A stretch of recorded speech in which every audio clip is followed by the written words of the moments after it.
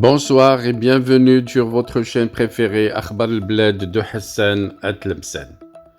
Entre la Russie et la France, l'Algérie se trouve dans une impasse avec un président Tebboune coincé entre Macron et Poutine. Jamais l'agenda diplomatique international d'un président algérien n'aura été aussi opaque, aussi imprévisible. Celui du président algérien Abdelmjid Tebboune est en train de battre des records dans des hésitations et des incertitudes. On l'annonçait incessamment sous peu à Paris, avant de le voir apparaître au Forum d'affaires russe à Saint-Pétersbourg, avant une rencontre avec le président Poutine. La chronique politique algérienne a longtemps vécu sous le sceau de cette incertitude, avec cette question: quelle capitale, Paris ou Moscou, aura la priorité de l'agenda présidentiel? Cette question n'était pas anodine, car elle reflète les enjeux du pouvoir au sein du régime algérien. Entre ceux qui veulent donner une priorité à l'ouverture vers la France et traduire dans les faits la belle éclaircie qu'ont connue récemment les relations entre les deux pays, et ceux qui veulent maintenir l'Algérie dans le giron russe, soit par choix politique et idéologique, soit par contrainte militaire. En fin de compte, et après un grand suspense intenable, le président algérien Abdelmjid Tebboune a été contraint de donner la priorité au tropisme russe de ses militaires. La visite de Paris a été renvoyée aux calendes grecques pour plusieurs raisons qui reflètent toutes les divergences persistantes entre les deux pays, la France et l'Algérie, malgré les démonstrations d'amitié et de retrouvailles que le président Emmanuel Macron s'est efforcé de mettre en scène. Un cocktail de raisons explique donc ce report, du refus français d'accorder les généreux et spectaculaires cadres protocolaires demandés, un protocole demandé par les Algériens, passant par l'insistance française de mettre au cœur de cette visite la nécessité de revoir les accords de 1968 qui organisent le déplacement et l'accueil des Algériens en France, allant jusqu'au refus français d'assouvir les exigences algériennes concernant les opposants et les activistes contre le régime en place, qui opèrent depuis Paris et qui semblent, par la pertinence de leur analyse et le courage de leur investigation, donner des insomnies aux militaires d'Alger. Mais il y a un point cardinal sur lequel ce projet de visite a buté. C'est surtout le refus français de valider l'agenda politique de cette visite. Pour les Algériens, cette visite était l'occasion d'arracher des concessions, des promesses et des engagements français sur des crises régionales auxquelles le régime algérien accorde une importance capitale, comme la tumultueuse et très problématique relation avec le voisin marocain. Abdelmjid Tebboune voulait exploiter les envies d'Emmanuel Macron de marquer les relations franco-algériennes de son empreinte pour lui imposer les conditions algériennes de cette réconciliation. La résistance française à cette charge algérienne a rendu impossible cette visite pour le moment.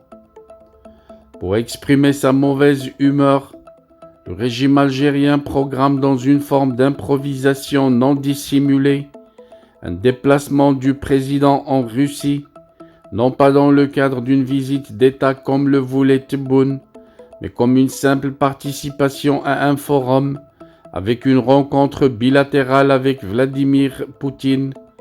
Les mésaventures de Tebboune en Russie, qui provoquent une grande risée dans les réseaux sociaux, témoignent de cette improvisation de dernière minute. Concernant cette aventure algérienne en terre russe, les risques et les complications ne manquent pas.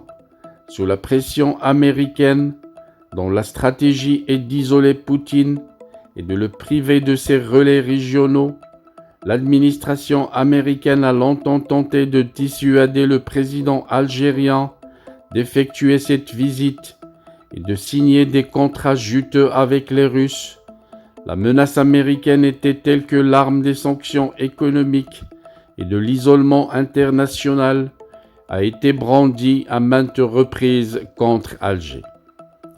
Pour Washington, les choix militaires algériens et leur alliance structurelle avec les Russes participent ouvertement à financer la machine de guerre de Vladimir Poutine, et dans ce bras de fer militaire entre Occidentaux et Russes sur le terrain ukrainien, chacun compte ses alliés et ses adversaires, et l'Algérie de Tebboune semble être dans le viseur américain, avec tout ce que cela implique de pression politique et économique à venir.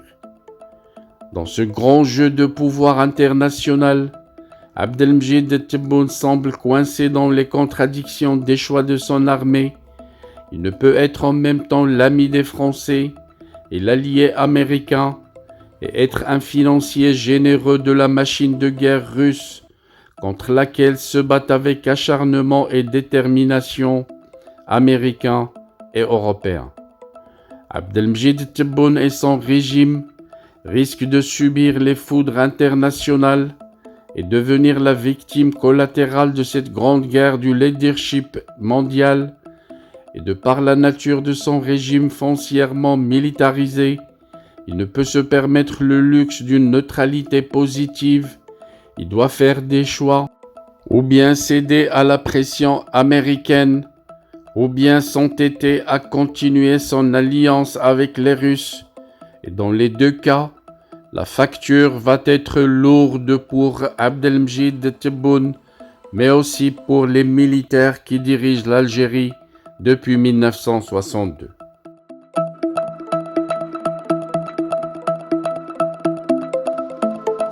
Bienvenue sur votre chaîne préférée Akhbar al-Bled de Hassan Atlemsen.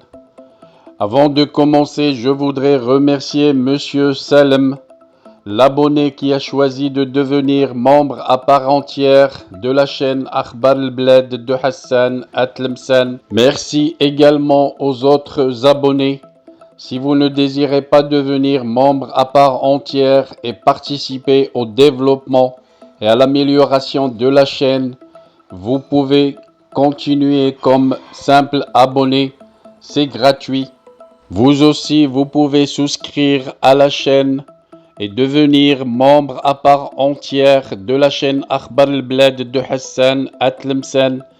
C'est pas cher, c'est juste 3 € à peu près, et vous devenez membre à part entière en participant au développement et à l'amélioration de votre chaîne préférée. Pour devenir membre, il vous suffit de cliquer sur l'icône rejoindre juste en dessous de la vidéo. Vous pouvez également participer au développement et à l'amélioration de la chaîne à travers les super chats lors des diffusions directes, mais aussi par des super stickers. Sinon, vous pouvez partager avec des super thanks pour remercier la chaîne pour une vidéo qui vous a plu. Je vous citerai dans chaque vidéo le nom des nouveaux membres à chaque fois que quelqu'un d'entre vous a décidé de devenir membre à part entière. Restez donc branchés sur votre chaîne préférée Akhbar al-Bled de Hassan Atlemsen et bienvenue à vous tous.